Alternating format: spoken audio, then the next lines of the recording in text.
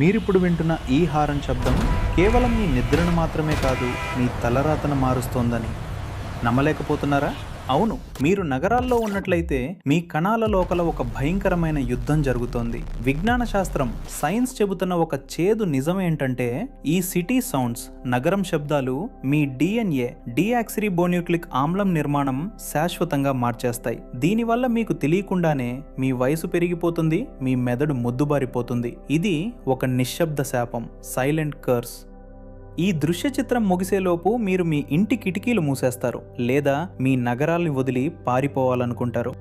మనం నివసిస్తున్న ఈ కంకర సందెబందపు అడవి, కాంక్రీట్ జంగిల్లో నిశ్శబ్దం అనే మాటే లేదు. పొద్దున లేచినప్పటి నుండి రాత్రి పడుకునే వరకు ఏదో ఒక శబ్దం మనల్ని వెంటాడుతూనే ఉంటుంది. ఈ నిరంతర శబ్దం మన శరీరంలో కోర్టిసాల్ అనే ఒత్తిడి వినాల గ్రంథుల స్రావము, స్ట్రెస్ హార్మోన్ను విపరీతంగా పెంచేస్తుంది. ఇది కేవలం మానసిక ఒత్తిడి మాత్రమే కాదు, మీ కణాల లోపల ఉన్న డిఎన్ఏ పోగులను బలహీనపరుస్తుంది. శాస్త్రవేత్తలు దీనిని ఎపిజెనెటిక్ నాయిస్ అని పిలుస్తారు. అంటే శబ్దం ద్వారా మీ జీవక్రియలు మారిపోవడం.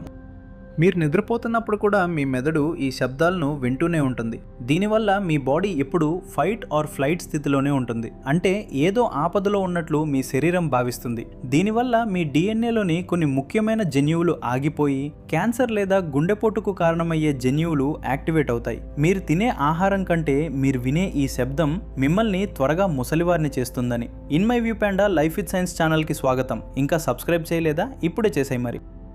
చరిత్రలోకి వెళ్తే శబ్దాన్ని ఒక భయంకరమైన శిక్షగా వాడేవారు. ప్రాచీన గ్రీకు రాజు కింగ్ మినోస్ తన శత్రువులను చంపడానికి కత్తులను వాడేవాడు కాదు. వారిని ఒక చీకటి గదిలో బంధించి బయట విరామం లేకుండా పెద్ద పెద్ద గంటలను మోగించేవాడు. ఆ నిరంతర శబ్దానికి శత్రువులు పిచ్చివారై రక్తపు వాంతులు చేసుకుని చనిపోయేవారు. దీనిని ద సౌండ్ టార్చర్ అని పిలిచేవారు. అప్పట్లో అది ఒక శిక్ష, కానీ ఇప్పుడు మనమంతా అదే శిక్షను మోడర్న్ లైఫ్ పేరుతో అనుభవిస్తున్నాం. 17వ శతాబ్దంలో కూడా కొన్ని రాజ్యాల్లో నేరస్తులను గడియారం ముళ్ళు శబ్దం వినేలా బంధించేవారు. ఆ టిక్ టిక్ శబ్దం వారి గుండె వేగాన్ని మార్చేసేది. మన పూర్వీకులకు తెలుసు, శబ్దం మన ప్రాణాలను తీయగలదని. అందుకే మన ఋషులు, మునులు అడవుల్లో, పర్వతాల్లో తపస్సు చేసేవారు. అక్కడ ఉండే నిశ్శబ్దం వారి డిఎన్ఏని రిపేర్ చేసేది. అందుకే వారు 100 ఏళ్లు బ్రతికేవారు. కానీ నేడు మనం కింగ్ మినోస్ ఖైదీల కంటే ఘోరమైన శబ్దాల మధ్య బ్రతుకుతున్నాం. 1975లో న్యూయార్క్ నగరంలో ఒక వింతైన పరిశోధన జరిగింది. ఒక స్కూల్ పక్కనే రైల్వే ట్రాక్ ఉండేది. ప్రతి 4 నిమిషాలకు ఒకసారి ట్రైన్ వెళ్తూ భయంకరమైన శబ్దం వచ్చేది. సైంటిస్టులు ఆ స్కూల్ పిల్లల మీద స్టడీ చేశారు. రైల్వే ట్రాక్ వైపు ఉన్న క్లాస్ రూమ్ పిల్లలు ప్రశాంతంగా ఉన్న వైపున్న పిల్లల కంటే చదువులో చాలా వెనకబడి ఉన్నారని తేలింది. వారి ఐక్యూ లెవెల్స్ కూడా చాలా తక్కువగా ఉన్నాయి. కేవలం శబ్దం వల్ల వారి మెదడు ఎదుగుదల ఆగిపోయింది. దీనికి కారణం ఏంటో తెలుసా? మన డిఎన్ఏ చివరన టెలోమియర్స్ అనే రక్షణ కవచాలు ఉంటాయి. శబ్దం వల్ల వచ్చే ఒత్తిడి ఈ కవచాలను త్వరగా కరిగించేస్తుంది. ఆ పిల్లల శరీరంలో ఈ టెలోమియర్స్ చిన్నవిగా అయిపోయాయి. అంటే చిన్న వయసులోనే వారి కణాలు ముసలివైపోయాయి. ఈ పరిశోధన తర్వాతే ప్రపంచ దేశాలు శబ్ద కాలుష్యం గురించి భయపడటం మొదలుపెట్టాయి. మీరు మీ పిల్లలను నగరాల్లో శబ్ద కాలుష్యానికి దగ్గరగా పెంచుతున్నారంటే వారి తెలివితేటలను మీరే తగ్గిస్తున్నారని అర్థం.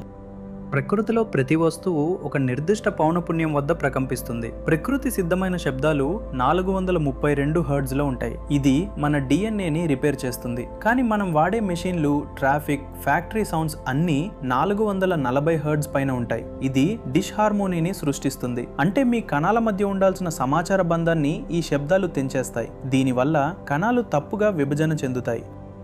ప్రాచీన ఆలయాల్లో ఘంటానాదం లేదా ఓంకారనాదం మనల్ని ఎందుకు ప్రశాంతంగా ఉంచుతాయి? ఎందుకంటే ఆ శబ్ద తరంగాలు మన డిఎన్ఏ నిర్మాణంతో అనుసంధానమవుతాయి. కానీ సిటీలో ఉండే జంక్ నాయిస్ మీ శరీరంలోని శక్తిని పిండేస్తుంది. మీరు రాత్రి పడుకున్నా సరే బయట తిరిగే వాహనాల శబ్దం మీ డిఎన్ఏని విశ్రాంతి తీసుకొనివ్వదు. ఫలితంగా మీరు పొద్దున్న లేచేసరికి ఇంకా నీరసంగా అనిపిస్తుంది. ఇది కేవలం నిద్రలేమి కాదు, సెల్యులర్ డ్యామేజ్. మీరు సిటీలో ఉంటూ హెల్దీ ఫుడ్ తింటున్నారా? రోజు జిమ్కు వెళ్తున్నారా? అయినా మీకు అనారోగ్యం వస్తుందా? అయితే దానికి కారణం మీ చుట్టూ ఉన్న శబ్దమే. శాస్త్రవేత్తలు కనుగొన్నదేమిటంటే నిరంతర శబ్దం వల్ల మన కణాల్లోని మైటోకాండ్రియా దెబ్బతింటుంది. మైటోకాండ్రియా అంటే మన కణాలకు పవర్ హౌస్. అది దెబ్బతింటే మీ బాడీకి శక్తి అందదు. దీనివల్ల బాడీలో ఇన్ఫ్లమేషన్ పెరుగుతుంది. ఇంకా భయంకరమైన విషయం ఏంటంటే ఈ మార్పులు మీ శరీరానికే పరిమితం కావు. డిఎన్ఏలో జరిగిన ఈ మార్పులు తర్వాతి తరానికి అంటే పిల్లలు కూడా చేరతాయి. దీనినే ట్రాన్స్ జనరేషనల్ ఎపిజెనెటిక్స్ అంటారు. అంటే సిటీలో అనుభవిస్తున్న ఈ శబ్దాల ఒత్తిడి పిల్లల పుట్టుకతోనే వచ్చే ఆందోళనకు కారణం కావచ్చు. ఇది ఒక అంతుచిక్కని గొలుసుకట్టు శాపంలా మారుతుంది. ప్రపంచ ఆరోగ్య సంస్థ ప్రకారం 55 డెసిబుల్స్ కంటే ఎక్కువ శబ్దం మనిషికి ప్రమాదకరం. కానీ మన నగరాల్లో సగటు శబ్దం 85 నుండి 100 డెసిబుల్స్ ఉంటుంది. అంటే మనం ప్రతిరోజు ఒక బాంబు పేలుడుకు దగ్గరగా ఉన్నంత ఒత్తిడిని అనుభవిస్తున్నాం. నిశ్శబ్దం అనేది కేవలం శబ్దం లేకపోవడం కాదు, అది మన శరీరం తనను తాను సరిచేసుకునే సమయం.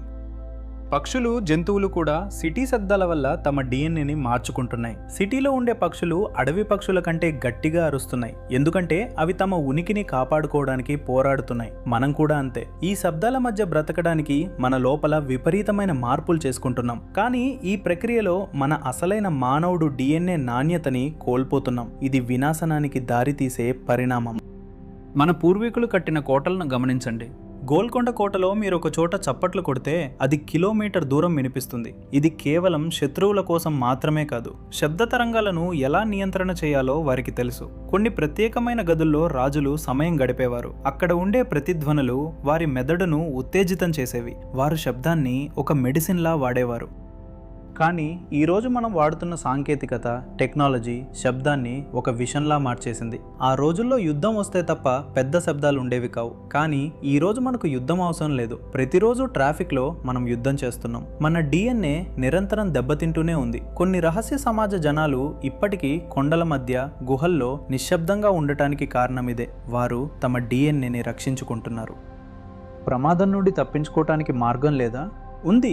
సైన్స్ చెప్తున్న దాని ప్రకారం మీరు వారానికి కనీసం ఒక్కరోజైనా డెడ్ సైలెన్స్, నిశ్శబ్ద ప్రదేశాల్లో గడపాలి. అడవుల్లో లేదా పచ్చని ప్రకృతి మధ్య గడిపే 72 గంటల సమయం మీ డిఎన్ఏని 50% వరకు రిపేర్ చేస్తుంది. దీనినే ఫారెస్ట్ బాతింగ్ అంటారు. ప్రకృతి ఇచ్చే ఆ స్వచ్ఛమైన శబ్దాలు మీ కణాలను మళ్ళీ బ్రతికిస్తాయి.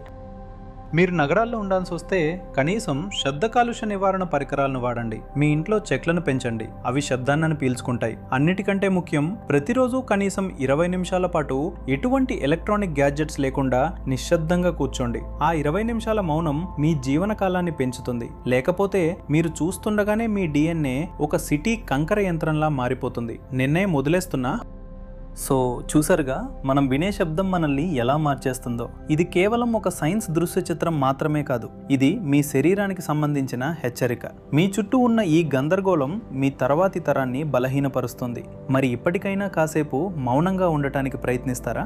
మీరు ఉంటున్న ప్రదేశంలో నాయిస్ లెవెల్స్ ఎలా ఉన్నాయో కామెంట్ చేయండి. ఈ ముఖ్యమైన విషయాన్ని మీ ఫ్యామిలీలో అందరికీ షేర్ చేయండి. మరిన్ని ఆసక్తికరమైన సైన్స్ రహస్యాల కోసం in my view panda life with science మన అందరి ఛానల్ని ఇప్పుడే సబ్స్క్రైబ్ చేస్తారు కదా, చేయండి. Stay silent, stay healthy. ఉంటాను.